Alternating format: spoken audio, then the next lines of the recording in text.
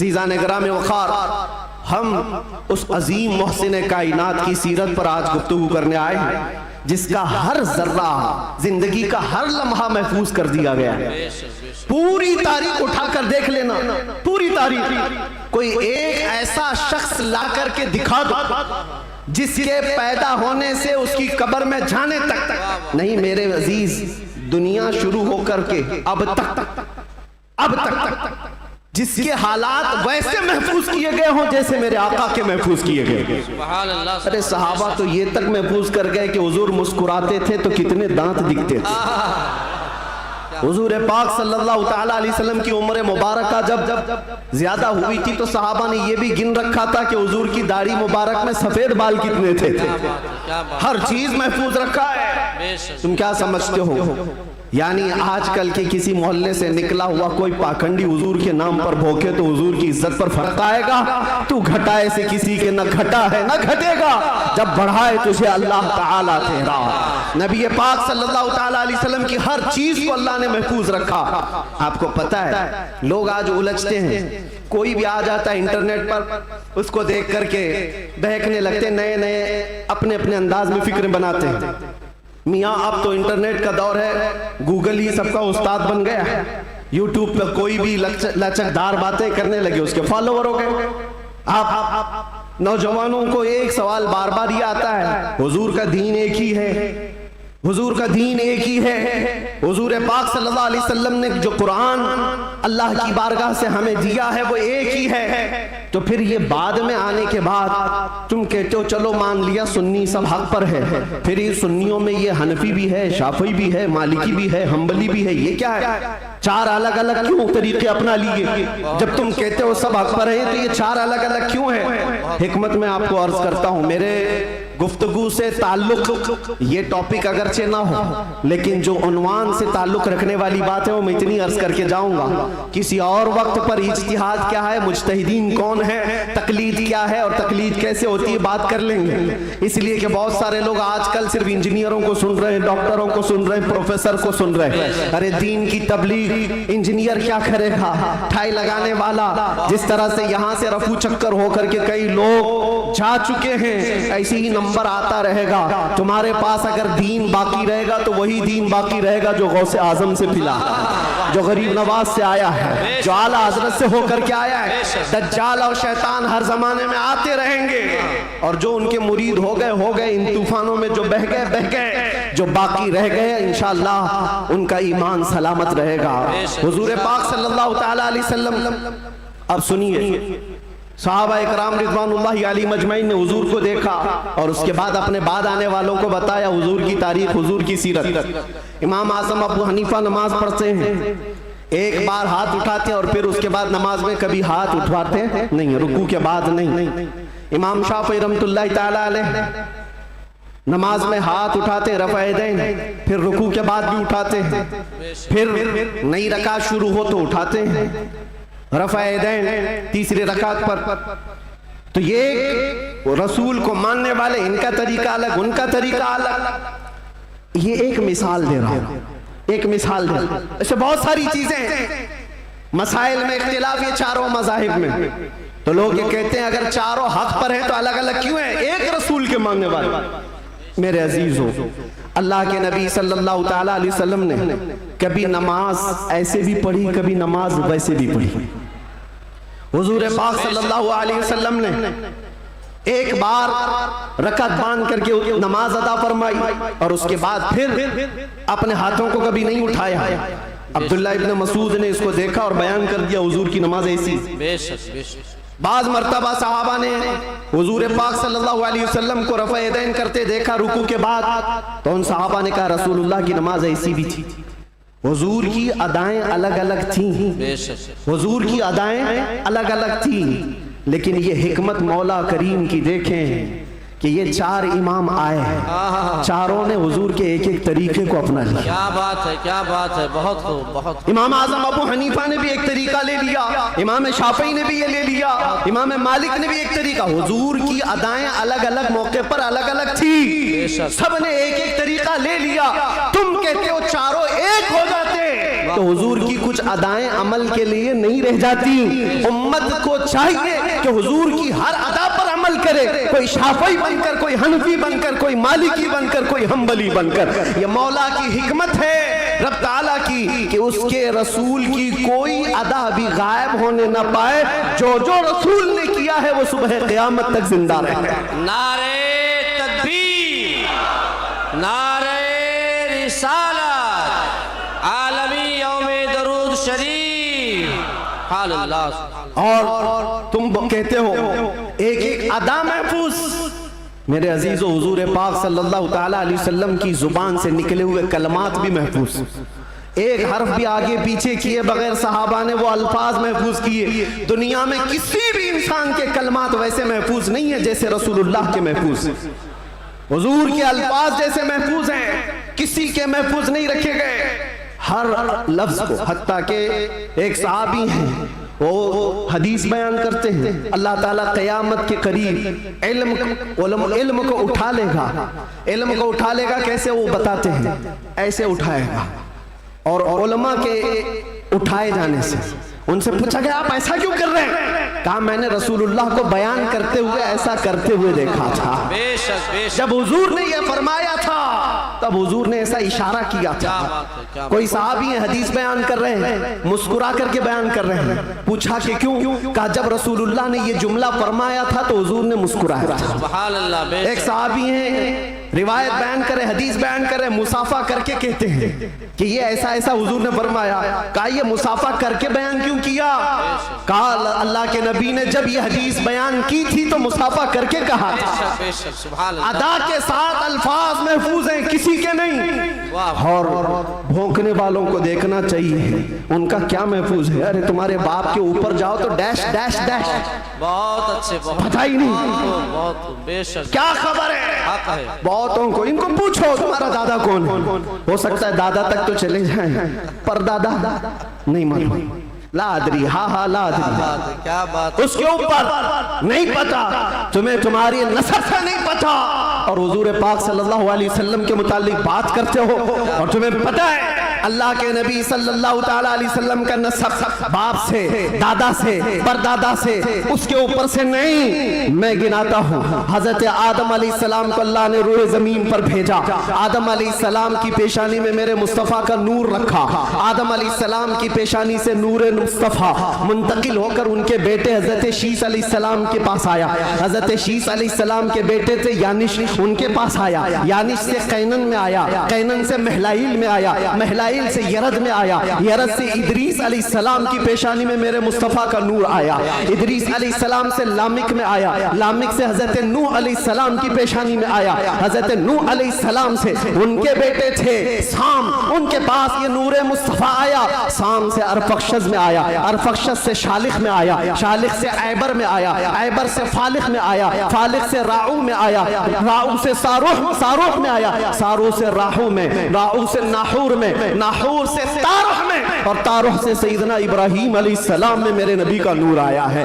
ये मेरे आका का सफर बता रहा हूँ, नसब बता रहा हूँ। इब्राहीम अलैहिस्सलाम की पेशानी मुबारका से ये नूर मुंतकिल होते हुए सैयदना इस्माइल अलैहिस्सलाम के पास आया। उनके बेटे थे नाबत, नाबत से यशजब में आया, यशजब से यारब में, यारब से तैरह में, तैरह से मुक़व्विम में, मुक़व्विम से उदद में, उदद से अदनान में, अदनान से माद में, माद से नज़ार में, नज़ार से मुदर में, मुदर से इलियास में, इलियास से मुदरिका में, मुदरिका से खुज़ैमा में, खुज़ैमा से किनाना में, किनाना से नदर में, नदर से मालिक में, मालिक से फहर में, फहर से गालिब में, गालिब से लुई में, लुई से काब में, काब से मुर्रा में, मुर्रा से किलाब में, किलाब से कुसई में आया, कुसई से अब्द मुनाफ में आया, अब्द मुनाफ से सैयदना हाशिम में आया, सैयदना हाशिम से सैयदना अब्दुल मुत्तलिब में आया, सैयदना अब्दुल मुत्तलिब से सैयदना अब्दुल्लाह में आया, सैयदना अब्दुल्लाह से बीबी आमिना के पेट में आया और 12 रबीउल अव्वल 20 अप्रैल को इस दुनिया में वजूद पजीर हुआ। नारे तकबीर, नारे रिसालत, आमदे मुस्तफ़ा, आमदे मुस्तफ़ा, आलमी यौमे दरूद। अल्लाह मुफ्ती साहब क़िबला, जिसके दादा का नाम पता ना हो वो इतने लंबे शजरे पर सवाल उठा है जिसका हर बाब महफूज।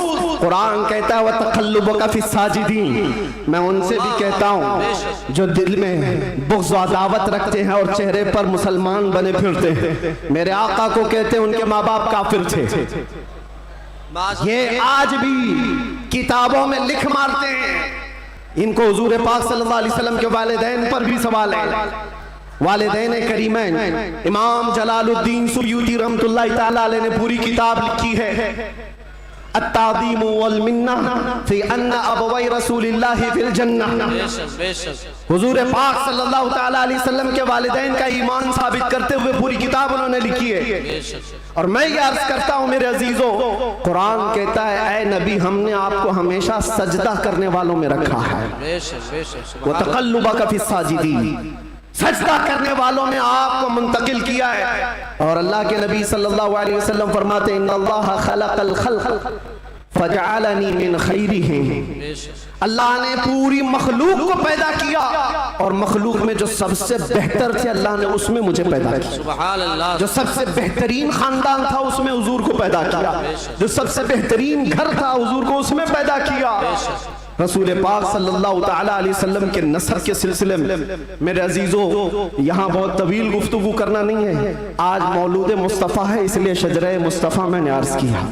और मेरा ये विजदान है हुजूर के आबा व अजदाद आदम अलैहिस्सलाम तक ये जो मैंने बयान किया, इब्राहीम अलैहिस्सलाम से लेकर के ऊपर तक, बल्कि अदनान से ऊपर तक, उनमें अगरचे रिवायात में इख्तिलाफ है, लेकिन मैंने जो सही सीरत मुस्तफ़ा की किताब सीरत इब्न हिशाम में मौजूद वो शजरा आपके सामने रखा। शजरे और भी बहुत हो सकते हैं, मैंने आपके सामने बरकत के लिए रखा।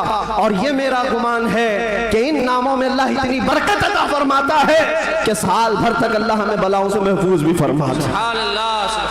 अज़ीज़ान गिरामी, नूर मुस्तफ़ा सल्लल्लाहु तआला अलैहि वसल्लम के इस दुनिया में आने से पहले के जो हालात थे वो सबको पता है। हर रबीउल अव्वल शरीफ पे आप सुनते भी हैं 1000 साल तक जो आतिश कदा जल रहा था ईरान में, जिसको बुझने की नहीं दिया जाता था, पुजारी 1 मिनट भी बुझने नहीं देते थे। हुजूर की विलादत के दिन वो अचानक आग कदा बुझ गया, वो आतिश कदा बुझ गया।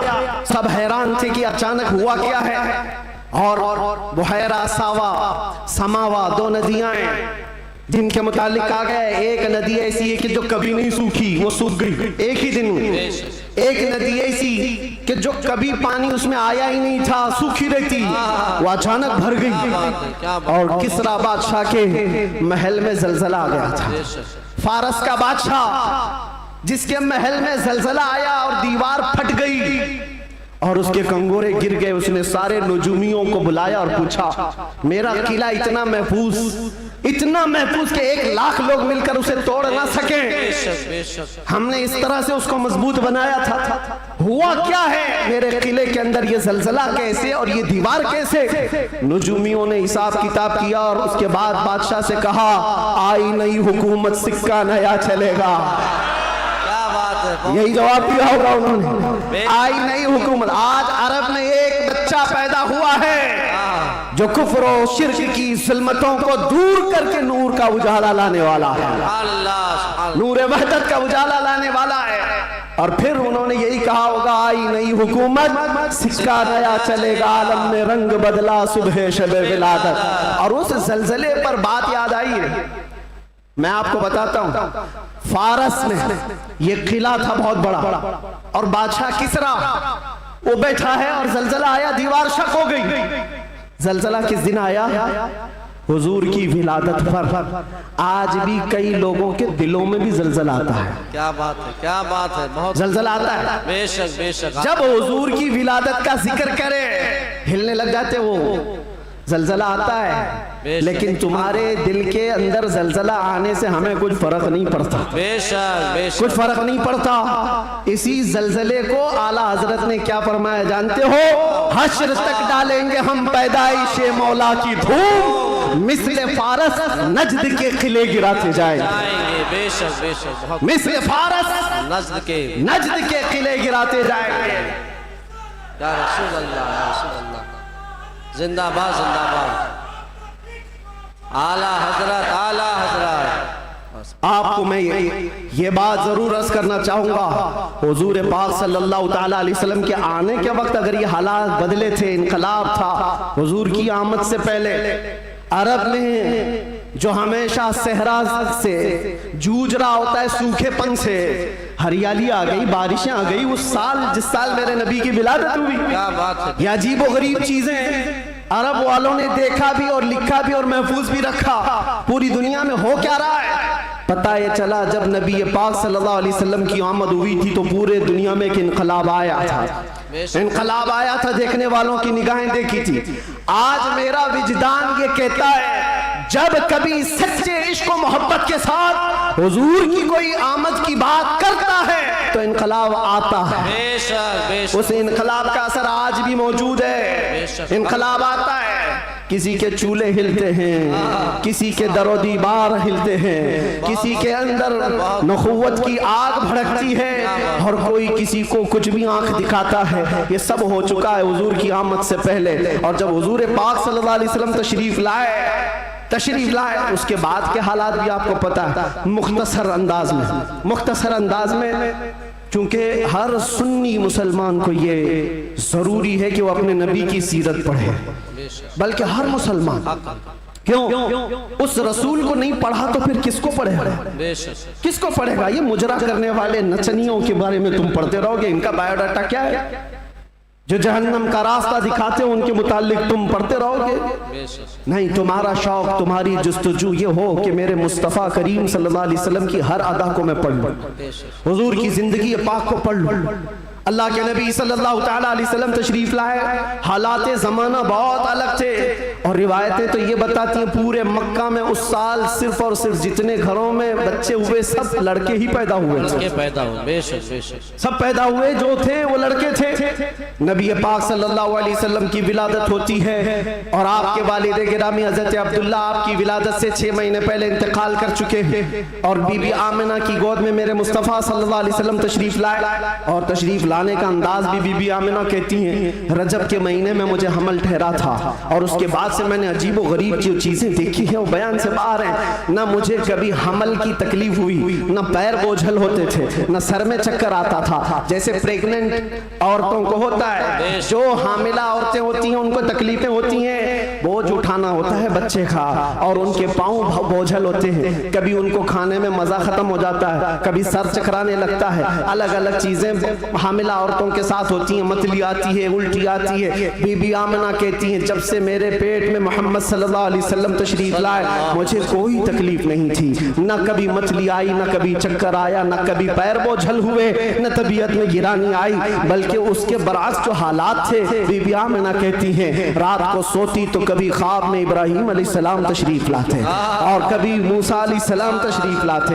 कभी ईसा अलैहिस्सलाम तशरीफ लाते और बशारत देते जाते आमिना मुबारक हो तेरी गोद में कायनात का आका आने वाला है। अल्लाह ने उसको परचम नबुव्वत ऐसा दिया है। सबकी बशारतें सुनते सुनते आ रही थी, यहाँ तक के सफर का महीना आया था, रबीउल अव्वल से पहले जो आता है। बीबी आमिना कहती है मैंने एक बार देखा जिब्राईल अमीन अलैहिस्सलातु तस्लीम सफों को दुरुस्त किए जा रहे हैं, फरिश्तों की आवाजें और मेरे घर पर हूरों के गुनगुनाने की आवाजें आती थी। पहली रबीउल अव्वल, दूसरी हुई, तीसरी हुई, चौथी हुई, ये सारे निशानियां बीबी आमिना देखती रही। कहती हैं 12 रबीउल अव्वल का वक्त था, ये 20 अप्रैल रही होगी। मेरे अजीजों, बीबी आमिना कहती हैं अचानक मेरी पेशानी से एक नूर चमका, मैं मक्का में बैठ करके मुल्के शाम के महल्लात को भी देख रही थी, इराक में मौजूद बसरा के महल्लात देख रही थी। किलोमीटर नाप के देख लेना आज मक्का से मुल्के शाम का फासला कितना है, मक्का से इराक के बसरा का फासला कितना है।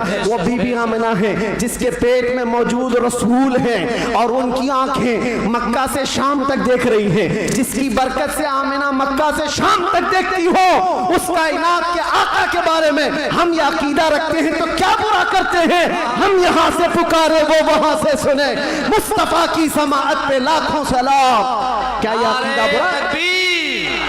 नारे रिसालत आमदे मुस्तफा आलमी यौमे दुरूद शरीफ मुफ्ती सलमान अज़हरी साहब क़िबला हुज़ूर मोइनुल मशाइख़ हुज़ूर असीर मुफ्ती आज़म हिंद जिस तरफ उठ गई दम में दम आ गया उस निगाह इनायत पे।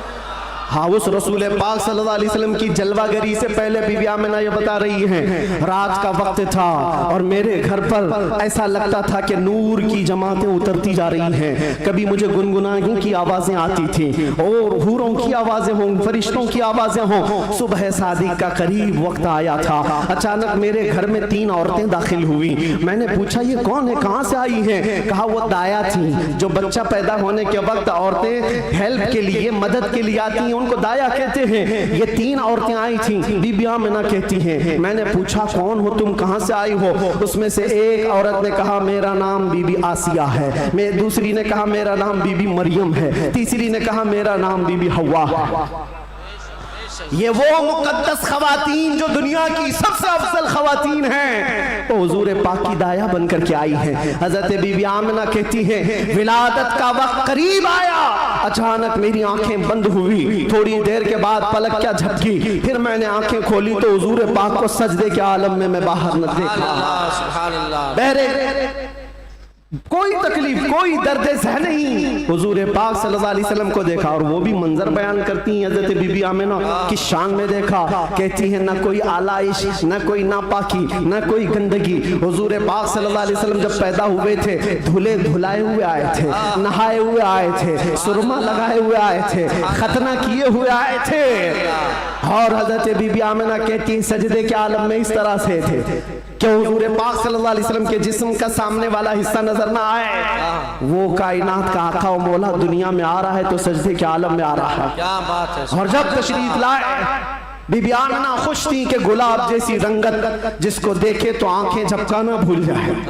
वो हुस्न जमाल का बादशाह दुनिया में आया है। तो बीबी आमिना कहती अचानक 3 फरिश्ते आए, 3 लोग आए। एक के हाथ में तश्त था, एक के हाथ में कुछ रुमाल थे, एक के हाथ में पानी था। और उन्होंने उठाया मेरे बच्चे को, तश्त पर रखा, पानी डाला और रेशम के लिबास में मलबूस किया और गायब हो गए, चले गए। हजरत बीबी आमिना कहती है मैं परेशान हो गई, अजनबी लोग आए और लेकर चले गए। कहाँ चले गए, कौन थे ये, मेरे बच्चे को गायब कैसे कर दिया गया? थोड़ी देर गुजरी थी कि हुजूर दोबारा तशरीफ लाए। हजरत बीबी आमिना कहती हैं हमने पूछा ये कहाँ चले गए थे, कैसे? वो फरिश्तों ने कहा अल्लाह का हुक्म था माए कौसर और सलसबील से मुस्तफ़ा करीम को गुस्ल दिया जाए और जन्नती लिबास में मलबूस करके इनको ले जाया जाए। ले जाया जाए कहाँ पर? ये आने वाले फरिश्तों ने उठाया और जितनी कायनात रब ताला की बनी हुई है सारी कायनात की सैर कराई, हर जगह ये ऐलान करवाया फरिश्तों ने आई नहीं हुकूमत, शिक्षा लिया चलेगा, आई नहीं हुकूमत, शिक्षा लिया चलेगा। और उसके बाद सारे फरिश्तों में ऐलान, मलाए आला में ऐलान, सारे जिन्नात में, हैवानात में, हर दुनिया में ये ऐलान कर दिया गया कि हुजूर तशरीफ ला चुके हैं। क्यों ऐलान कर दिया गया? इसलिए कि वो हर आलम की रहमत हैं। किसी आलम में रह जाते वो हर आलम की रहमत हैं, किसी आलम में रह जाते ये उनकी मेहरबानी है कि ये आलम पसंद आया। नारे तकबीर, नारे रिसाला, आमदे मुस्तफा, हुजूर मोइनुल मशाई, मेरे अजीजों, सईद नूरी साहब किबला। नबी पाक सल्लल्लाहु ताला अलैहि वसल्लम को पैदा होने के बाद बीबी हलीमा सादिया अपने घर ले गईं। 2 साल तक दूध पिलाया और वापस ले आई। सैयदा बीबी आमिना रज़ियल्लाहु ताला अन्हा की परवरिश में थे। बीबी आमिना रज़ियल्लाहु ताला अन्हा के साथ 6 साल तक रहे और अपनी ननिहाल एक बार सफर पर तशरीफ ले गई। बीबी आमिना वापस आ रही थी अपने ननिहाल से, जो मदीना है आज वो उस वक्त यसरफ था। वापस तशरीफ ला रही थी, मकाम अबवा में बीबी आमिना का इंतकाल हुआ। 6 साल के नन्हे हाथों से मेरे आका सल्लल्लाहु अलैहि वसल्लम ने हजरत बीबी आमिना की तदफीन फरमाई और उसके बाद वापस आए तो दादा अब्दुल मुत्तलिब की कफालत में थे। 8 साल की उम्र तक हुजूर सल्लल्लाहु अलैहि वसल्लम अपने दादा की कफालत में रहे। जद्दे अमजद हजरत अब्दुल मुत्तलिब 8 साल की उम्र में इंतकाल कर गए तो फिर चचा अबू तालिब ने हुजूर की कफालत को ले लिया और उसके बाद अबू तालिब की कफालत में रसूल पाक सल्लल्लाहु अलैहि वसल्लम परवान चढ़ते रहे। 11 साल की उम्र हुई तो पहला तिजारती काफिला जो मुल्क शाम जा रहा था, अबू तालिब के साथ सफर किया। सफर के दौरान एक राहिब था, ईसाई था, बड़ा आलिम था। उसने देख करके पहचान लिया और कहा अनकरीब एक आखिरी रसूल आने वाला है जिसका नूर पूरे कायनात में फैलेगा और जिसकी रोशनी से हर कोई हर जगह की जुल्मत छट जाएगी। और मुझे ऐसा लगता है वो नूर वाला रसूल अबू तालिब के तुम्हारा भतीजा है। बशारत दे दी और कहा इनके दुश्मन यहूदी होंगे, कत्ल कर देंगे, इनको वापस ले जाओ। वापस ले आए। मुल्क शाम में यहूदियों के करीब न जाने दिया। हुजूर पाक सल्लल्लाहु तआला अलैहि वसल्लम परवान चढ़ते रहे। जब आपकी उम्र 18 साल की हुई तो ये जंगों में शिरकत भी आपने फरमाई, जो उस वक्त की जंगें थी जो हल्फुल फिज्जार भी कहा जाता है। और उन जंगों में शिरकत के बाद नबी पाक सल्लल्लाहु अलैहि वसल्लम ने 25 साल की उम्र में फिर तिजारत का सफर फरमाया। 25 साल की उम्र में आपकी जहानत, आपकी दानाई, आपकी सदाकत, आपकी अमानत सारे मक्का में मुसल्लम थी। हर कोई अजमत एहतराम से देखता था। फिर जब तिजारत करके काफी माल नफा का लेकर वापस तशरीफ लाए, मक्का की सबसे ताहिरा, पाकीज़ा, अफीफा खातून खदीजतुल कुबरा जो बेवा थी, 2 शोहर से उनके इंतकाल हो चुके थे। 2 शोहर पहले उन्होंने हज़रत रसूल पाक सल्लल्लाहु अलैहि वसल्लम की अमानतदारी देखी तो निकाह का पैगाम दिया। अल्लाह के नबी सल्लल्लाहु अलैहि वसल्लम ने कबूल फरमाया। 25 साल की उम्र में आपकी पहली शादी मुबारक। फिर हज़रत खदीजा के साथ आपने निकाह करके अज़दवाजी जिंदगी शुरू फरमाई।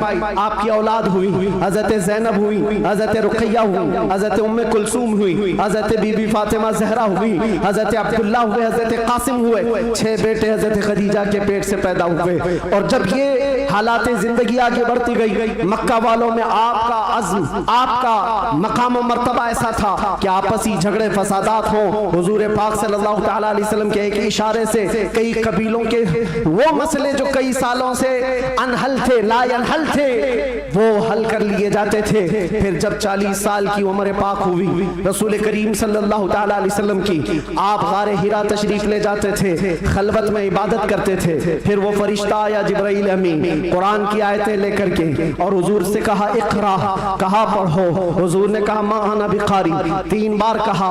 उसके बाद कहा इक़रा बिस्मि रब्बिकल्लज़ी खलक़, पढ़ो अपने उस रब के नाम से जिसने तुम्हें पैदा किया है। अल्लाह के नबी ने पढ़ना शुरू फरमाया।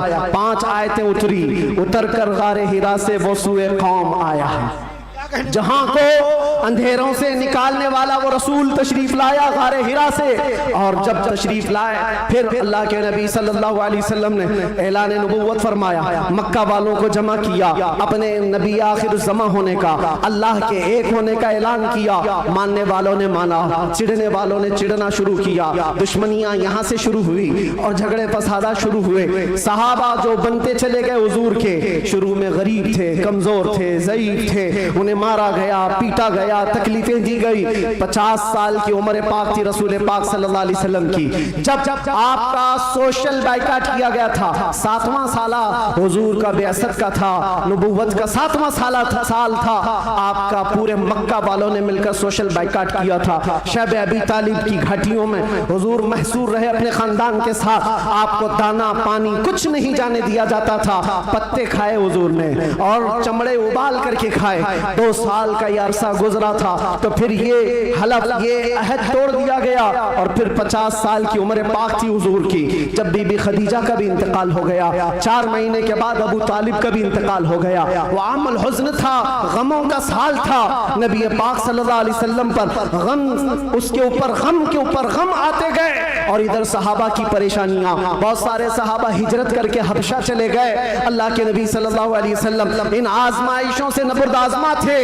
फिर मौला ने वो करम फरमाया जो पहले आपसे पहले किसी को नहीं किया था और क़यामत तक किसी को नहीं दिया जाएगा। जिब्राइल अमीन को भेजा, कहा जा जिब्राइल, मेरा रसूल कबीदा खातिर है, गमगीन है, उसे मक्का से उठा लाओ, जन्नतों का सैर कराकर मेराज के सफर पर लाओ।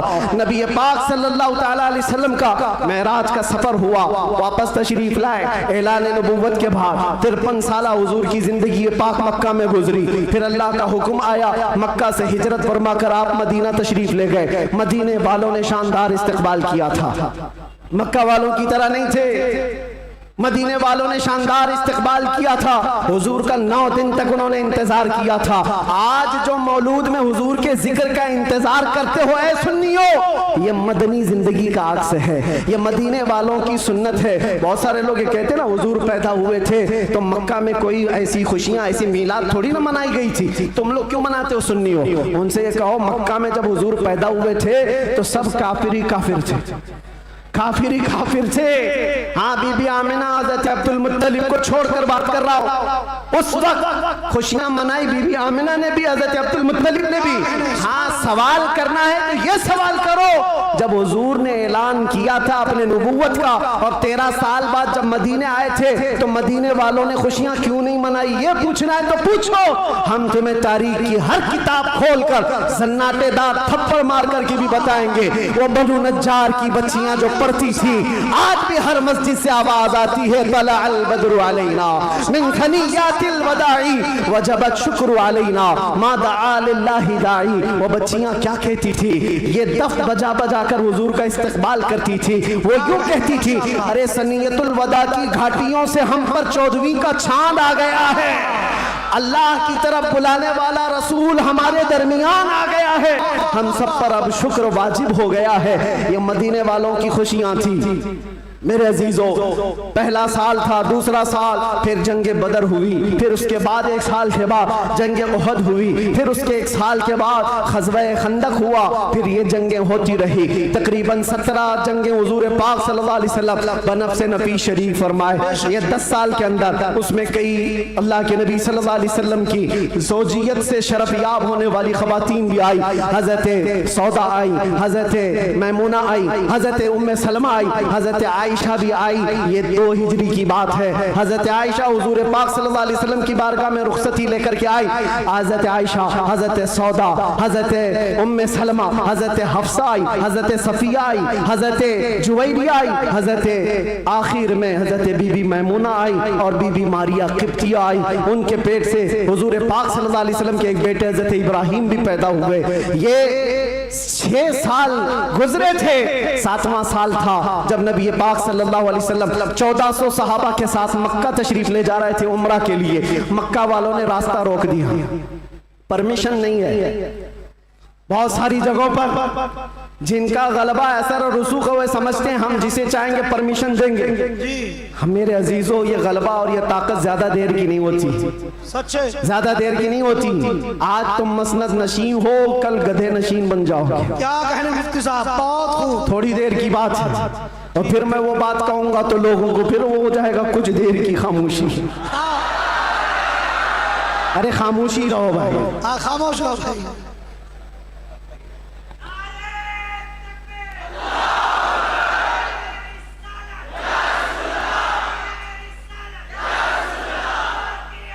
मैं सीरत अर्ज कर रहा हूँ हुजूर पाक की, और साथ ही मुअज़्ज़ज़ व मुअक्कर व मोहतरम हज़रतुल अल्लामा सैयद मोइन मियाँ साहब क़िबला भी यहाँ हैं, जिम्मेदार लोग हैं, इनके बहुत सारे मामलात भी हैं। लेकिन मैं आप सबको एतमाद में रखते हुए, इत्मीनान दिलाते हुए अर्ज करता हूँ कि इंशाअल्लाह अज़ीज़ ऐसा कोई जुमला नहीं होगा जो आप पर आफत बनेगी, कोई बला। और जाहिर सी बात है डिपार्टमेंट वाले सारे लोग ये परेशान होते, किसको बुलाया, किसको बुलाया। बहुत सारी जगहों पर ऐसा लगता है कोई ऊपर से कोई मखलूक आ रही है। बहुत सारी जगहों पर ये बात होती है। मैं उनको भी कहता हूँ मियाँ मैं नॉर्मल साधारण सा आदमी हूँ, साधारण सा आदमी हूँ, फितना फसाद नहीं चाहता, जंगो जिदाल नहीं चाहता, लेकिन बात वही करता हूँ जो दिल में उतरती है, जो मेरे दिल पर लगती है वो बात अर्ज करता हूँ। और अगर ये जुर्म है तो फिर मैं ये कहूंगा कि इश्क गर जुर्म है तो फांसी की सजा दी जाए। इश्क गर जुर्म है तो फांसी की सजा दी जाए, दरे महबूब पे लेकिन ये सजा दी जाए। क्या कहने, क्या कहने, हम ये कहेंगे नारे तकबीर, नारे रिसालत, आलमी यौम दुरूद, रज़ा अकेडमी और नबी आखिरुज़्ज़मान सल्लल्लाहु तआला अलैहि वसल्लम 6 हिजरी को मदीने तैयबा से 1400 सहाबा को लेकर मक्का जा रहे थे। रास्ता रोक दिया, कहा उम्रा करने नहीं देंगे। जंग करने पर आ गए थे, लेकिन मेरे आका ने सुलह फरमाई। सहाबा कहते रहे कि हम सुलह नहीं करेंगे, इनसे जंग करेंगे। लेकिन अल्लाह के नबी फरमाते हैं मेरी निगाहें जो देख रही वो तुम्हारी निगाहें नहीं देख रही है। हुजूर ने सुलह फरमाया। 6 हिजरी को वापस आ गए, एहराम खोल लिया। रास्ते में हुदैबिया के मकाम पर मदीने तशरीफ लाए। ये सुलह मक्का वालों से टिक न पाई 1 साल से ज्यादा, और मुआहिदा टूट गया। दूसरे साल मेरे आका सल्लल्लाहु अलैहि वसल्लम 10,000 सहाबा के साथ मक्का तशरीफ लाए। अब कोई जंगो जिदाल नहीं, कत्लो किताल नहीं, लड़ने वालों में ताकत भी नहीं, कोई जमा होने को तैयार भी नहीं, सब बिखर चुके थे। और 10,000 सहाबा इस शान के साथ आए थे कि आवाजें गूंज रही थी। और फिर वो पहली अजान मस्जिद हरम में गूंजने लगी बिलाल हबशी की आवाज से। मक्का पाक किया गया, ताहिर किया गया, साफ किया गया। और फिर हुजूर पाक सल्लल्लाहु तआला अलैहि वसल्लम ने, बताता हूँ एक बात, ये मुझे बात बहुत अच्छी लगती है इसलिए अर्ज करता हूँ। मैं जो कहता हूँ ना कुछ देर की खामोशी, वो इसीलिए कहता हूँ।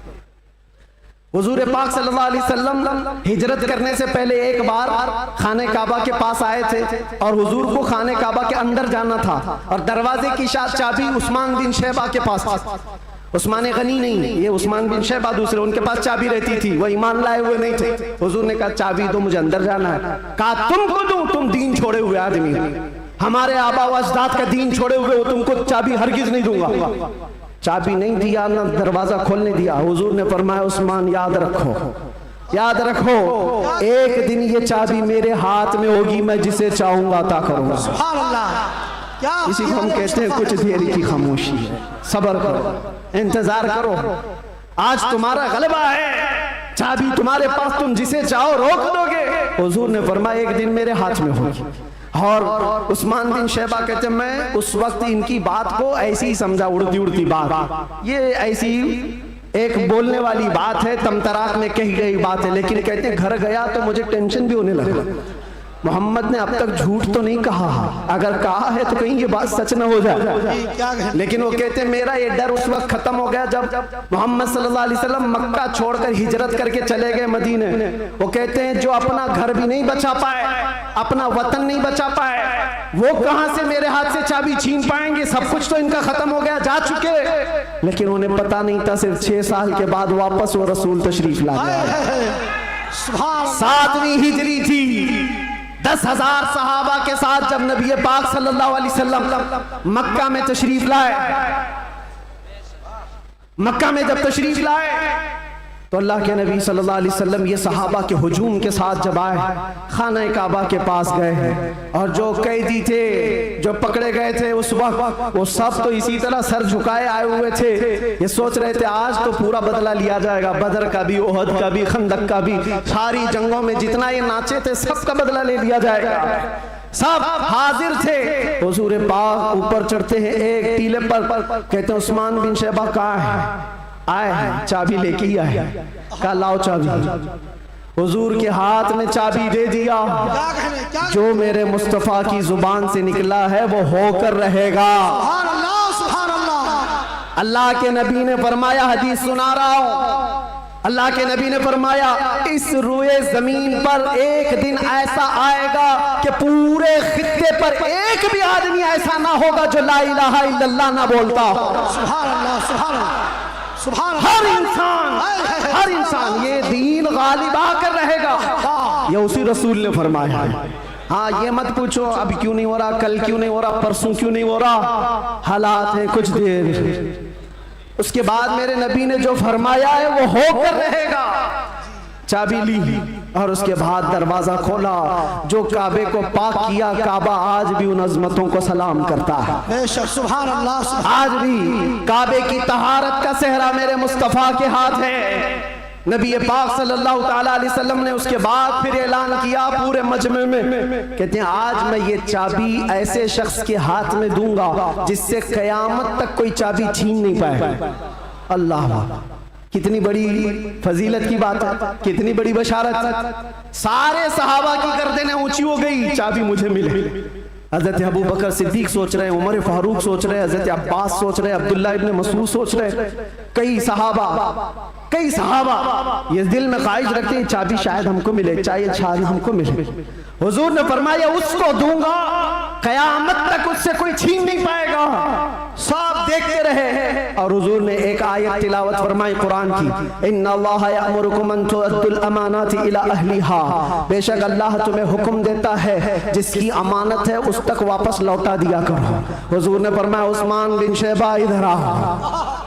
क्या कहने, वो अचंभे में रह गए, कहाँ ख्वाबो ख्याल में भी नहीं था कि हम तो दुश्मनों में हैं, मुकाबला किए हुए लोग हैं, आज ये गालिब लोग हैं। लेकिन हुजूर रहमतुल लिल आलमीन थे। सुभान अल्लाह, सुभान अल्लाह। बुलाया, कहा उस्मान बिन शैबा, कहा ये चाबी लो और इस चाबी को क़यामत तक अब तुमसे कोई छीन नहीं पाएगा। जाकर आज भी हरम काबा के पास तारीख पूछ लेना, सदियां बीत गई, कई यजीद आए, कई दज्जाल आए, कई बादशाह आए, लेकिन आज भी खाना काबा की चाबी उस्मान बिन शैबा की औलाद में ही होती है। और मेरे आका ने फरमाया है तो क़यामत तक उनकी नस्ल में ही रहेगी। चाबी तो ले लिया उस्मान बिन शैबा ने, कहा ये चाबी बाद में पकड़ता हूँ, पहले ये कहता हूँ अशहदु अल्ला इलाहा इल्लल्लाह व अशहदु अन्ना मुहम्मदन रसूलुल्लाह। ये है उस मुहसिन इंसानियत ने क्या कुछ न दिया इंसानों को, दस्तूर दिया, मंशूर दिया, कई राहें दी, कई मोड़ दिया। लाखों सलाम उस आका पर, बुत लाखों जितने तोड़ दिया, दुनिया को पैगाम सुकून दिया और तूफानों के रुख को मोड़ दिया। अजीजा ने गिरामी वापस मेरे आका तशरीफ ले गए। 10 हिजरी तक कई जंगें भी हुई, 11 हिजरी थी, हुजूर पाक सल्लल्लाहु अलैहि वसल्लम ने आखिरी हज फरमाया। हज के बाद जब नबी करीम सल्लल्लाहु अलैहि वसल्लम तशरीफ ले आए, अलालत हुई, सफर का महीना था और सहाबा इकराम के दरमियान हुजूर ने खुतबा दिया। इरशाद फरमाया अल्लाह ने अपने एक बंदे को इख्तियार दिया है, वो चाहे तो दुनिया की चीजें रख ले या अल्लाह के पास जो है वो ले ले, और उस बंदे ने अल्लाह के पास जो है उसको इख्तियार कर लिया। ये हदीस सुनकर के हजरत अबू बकर रोने लगे। सहाबा ने पूछा क्यों रो रहे हो? कहा हुजूर ने ये अपने बारे में फरमाया है, अल्लाह ने उनको इख्तियार दिया है, चाहे तो दुनिया की सब चीजें रख लो या अल्लाह के पास आने को मंजूर कर लो। हुजूर ने अल्लाह के पास जाने को मंजूर किया। फिर वो आखिरी आयत नासिल हो गई, अल यौमा अकमलतु लकुम दीनकुम व अतममतु अलैकुम निअमती व रदीतु लकुमुल इस्लाम दीना। आज के दिन मैंने तुम्हारा दीन मुकम्मल कर दिया और सारी नेमतें तमाम कर दी। अल्लाह फरमाता है मैं तुम्हें इस्लाम देकर राजी हो गया। ये कुरान की आखिरी आयत आई। तब फिर सहाबा में हजरत अबू बकर सिद्दीक गमगीन हुए, कहा अब अल्लाह के नबी सल्लल्लाहु अलैहि वसल्लम हमारे दरमियान नहीं रहेंगे। फिर रबीउल अव्वल का ही वो महीना आया, अल्लाह के नबी सल्लल्लाहु अलैहि वसल्लम बिस्तर अलालत पर थे। फिर 13 रबीउल अव्वल की वो रात आई जब हुजूर को शिद्दत का बुखार, हुजूर मिसवाक को पानी में डालते थे और बार बार अपने मुंह की तरफ इशारा फरमाते थे और फिर ये फरमाते नज़ा की हालत सख्त होती है, सकरात का वक्त बहुत सख्त होता है, लेकिन ए उम्मत मुस्तफ़ा एक बात मैं आपको बताता हूँ, वो हालत नज़ा में मेरे मुस्तफ़ा थे। हजरत आयशा फरमाती है मेरे जानों पर सर रख करके हुजूर आराम कर रहे थे और फरमाया था किसी को आने मत देना, अब मुलाकात का वक्त बंद हो चुका है। अचानक दरवाजे पर दस्तक हुई, हुजूर ने फरमाया आ जाओ और फरमाया आयशा ये मौत का फरिश्ता है, मलकुल मौत है, मुझसे पहले कभी इसने किसी की रूह कब्ज करने के लिए इजाजत नहीं मांगी और इसके बाद भी कभी नहीं मांगेगा, मैं उसको इजाजत दे रहा हूँ। लेकिन अल्लाह के नबी सल्लल्लाहु अलैहि वसल्लम के मुतालिक ये बात भी बताई जाती है, हुजूर ने मलकुल मौत से पूछा अल्लाह अल्लाह, यहाँ पर आकर के मेरे जज्बात टूट जाते हैं, मेरे जज्बात हाथ दे जाते हैं। अल्लाह के नबी सल्लल्लाहु अलैहि वसल्लम सकरात के आलम में, नज़ा के आलम में, तुम्हें पता है सकरात और नज़ा किसको कहते हैं? आदमी अपनी माँ बाप को भूल जाता है, अपने बच्चों को भूल जाता है, अपना नाम भूल जाता है मौत से पहले, खाना पीना तो दूर की बात, उसके जिस्म पर मक्खी बैठे तो पहाड़ की तरह लगती है सकरात के आलम में, उसकी तकलीफ उसको पता है, वो किसी की नहीं सोचता, उसको हाय हाय लगी होती है। लेकिन मेरे मुस्तफा सल्लल्लाहु अलैहि वसल्लम आलम नज़ा में मलकुल मौत से ये पूछते हैं ऐ इज़राइल बता ये जो नज़ा का दर्द है क्या मेरी उम्मत को भी दिया जाएगा? क्या मेरी उम्मत भी इस दर्द से गुजरेगी? जो न भूला हम गरीबों को रज़ा, याद उसकी अपनी आदत कीजिए। है गुलामों तुम समझते हो हमारी बीमारियों और हमारे दर्दों का कोई और मावा मिल जाए जिसके दरवाजे पर हम जाकर हाथ फैलाते हैं इधर उधर दुनियादारों के, जिनकी जूतियां सीधी करते करते लोगों के बाल पक गए और मुश्किलात हल ना हो पाई। तुम्हें पता है हकीकत में हमारे दर्दों का अगर कोई एहसास कर सकता है तो सिर्फ आमिना का लाल। सुभान अल्लाह, सुभान अल्लाह। जो न भूला हम गरीबों को रज़ा, वो अपनी मौत से पहले अपनी उम्मत को याद कर रहे हैं और ये फरमा रहे हैं मेरी उम्मत को ये दर्द तो नहीं दिया जाएगा, ये तकलीफ से तो नहीं गुजरेगी। उम्मत के तलवों में कांटा भी चुभे तो हुजूर फरमाते हैं उसका दर्द मुझे भी होता है। ऐ नौजवान, आज जिस तरह की जिंदगी तुमने गुजारनी शुरू की, यहाँ पर आकर मैं अपनी गुफ्तगू समेट रहा हूँ। मैंने मुख्तसरन पूरे हुजूर की सीरत बयान की। विलादत से लेकर ये वफात का दिन है। हजरत बीबी फातिमा आई, हुजूर उनके कान में कुछ कहे, वो रोने लग गई, फिर एक कान में कहा, वो मुस्कुराने लगी। बाद में उन्होंने बताया हजरत आयशा से कि बाबा ने मुझे ये कहा था कान में, फातिमा मैं अब जा रहा हूँ दुनिया से। मैं रो पड़ी। उसके बाद मेरे दूसरे कान में कहा, फातिमा मेरे खानदान में सबसे पहले तुम आकर के मिलोगी, मेरे बाद तुम्हारी मौत होगी। वो मौत का खौफ हर एक पर होता है, लेकिन बीबी फातिमा कहती है सुनकर मैं हंस पड़ी कि है शबे गोर भी उसी गुल से मुलाकात की रात। हुजूर पाक सल्लल्लाहु अलैहि वसल्लम हजरत आयशा सिद्दीका के जानों पर सर रखकर आराम कर रहे थे। बात करते करते अचानक जुबान बंद हो गई। हजरत आयशा कहती है मेरा सीना भारी भारी सा लगा, मुझे अंदाजा नहीं था किसी की मौत इस तरह होती है। मैंने रूह निकलते किसी को देखा नहीं था। अल्लाह के नबी सल्लल्लाहु अलैहि वसल्लम इस दारे फानी से रहलत फरमा चुके थे।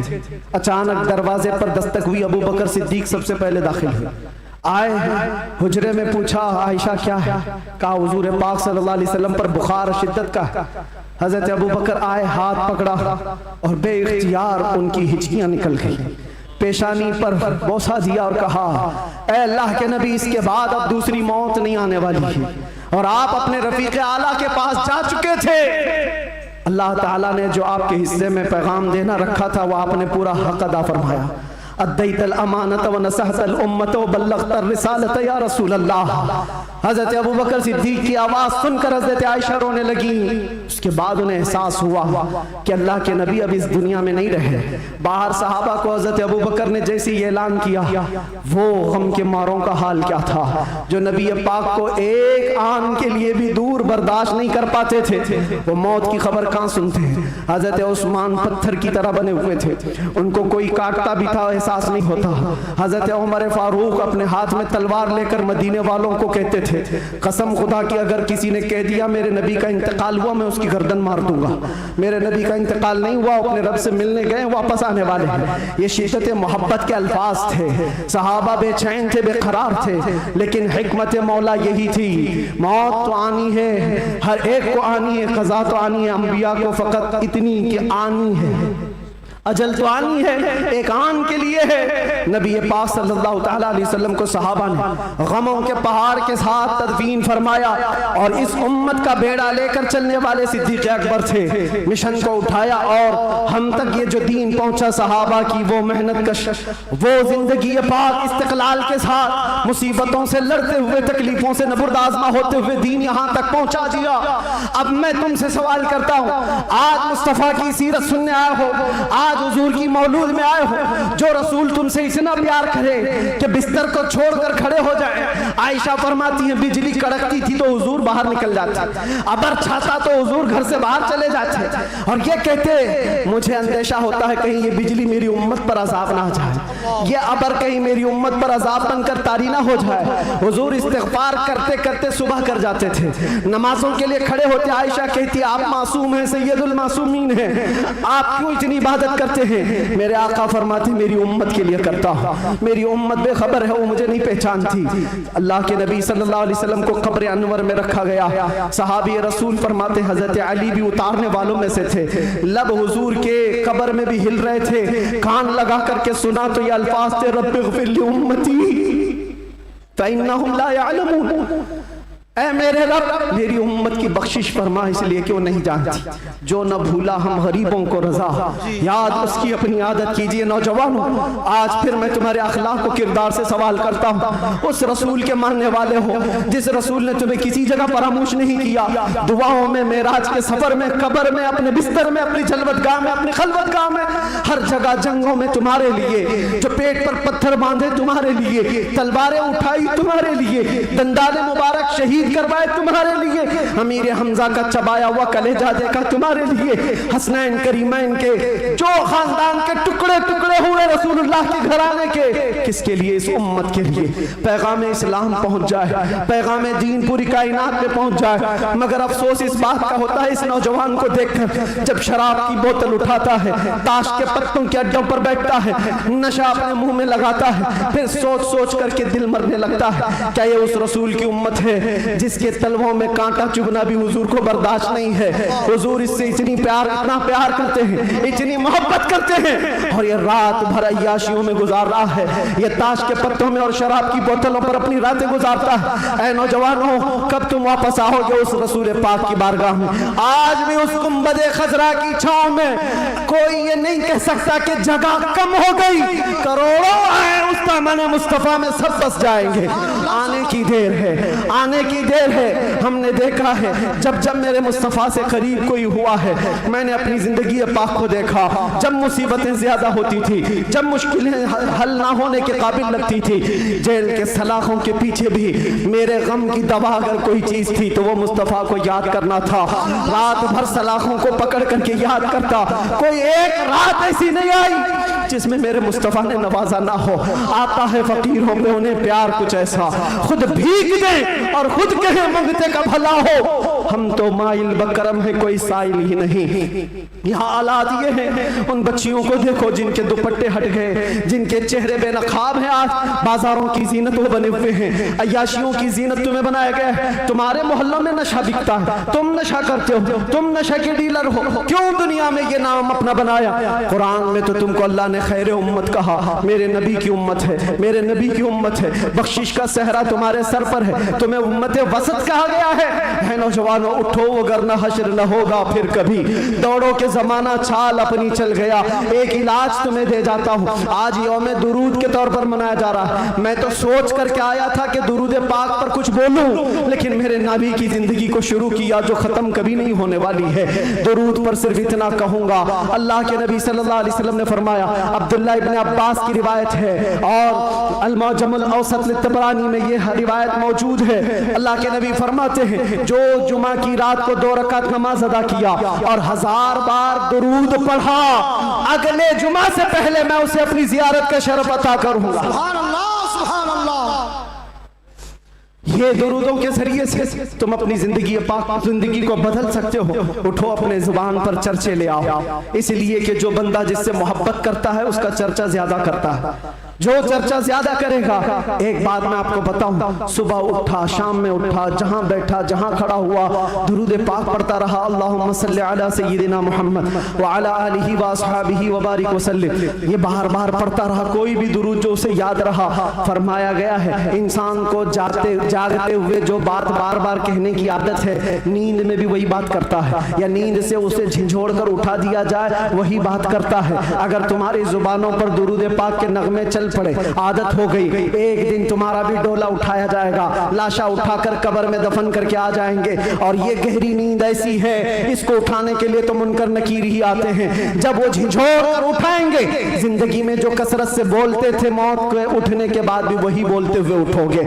अगर तुम्हारे ज़बानों पर दुरूदों का नगमा होगा, मुनकर नकीर तो वो ये कहेंगे, जिसको हम पूछने आए थे वो दुरूद के जरिए सब कुछ बता चुका, सुभान अल्लाह, सब कुछ बता चुका है। अगर नबी का नाम पहले ले लिया है तो सारे मसले हल है। क्यों? पता है कब्र में 3 सवालात होने जी, कब्र में 3 सवालात होने वाले हैं। मन रब्बुका मा दीनुका, ये 2 सवाल पहले, तेरा रब कौन है, तेरा दीन क्या है। इसमें बहुत सारे पास हो जाएंगे, बोल लेंगे मेरा रब अल्लाह है, मेरा दीन इस्लाम।